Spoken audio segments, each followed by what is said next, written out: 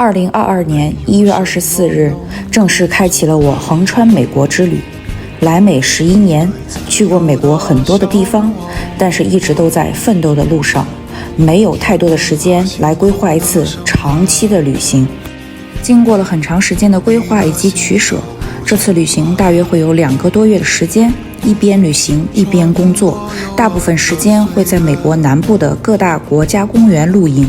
一边欣赏国家公园的自然风景，一边在网上工作来支持我的旅行开销。虽然现在还是入不敷出，但是希望将来会有一个不错的收入来支持我的梦想之旅。之所以选择皮卡出行，因为是想做一个 pop-up truck camper， 这是美国现在很流行的户外旅行方式。出行的第一站呢，要到蒙大拿的 Belgrade 安装皮卡帐篷，装好大概就是这样子。将来人可以睡在上面，行李等物品就放在下面，这样就可以人和车做到2者合一。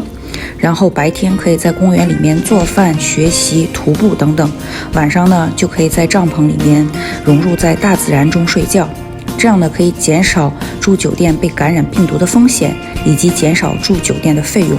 正式开启了我的旅程，我应该也是第一个在美国长时间户外野营的中国博主吧。不过这是我第一次尝试，旅途中肯定会有很多趣事，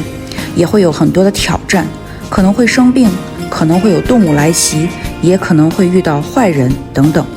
但是我常年一个人在美国生活，无亲无靠，所以我养成了遇到困难、面对困难、自己解决困难的能力以及心态。这样的野外露营方式旅行还是很有挑战的。如果日后很成功，我会经常尝试这种方式。感谢大家一直以来对我的关注，我会带大家看不一样的美国生活方式。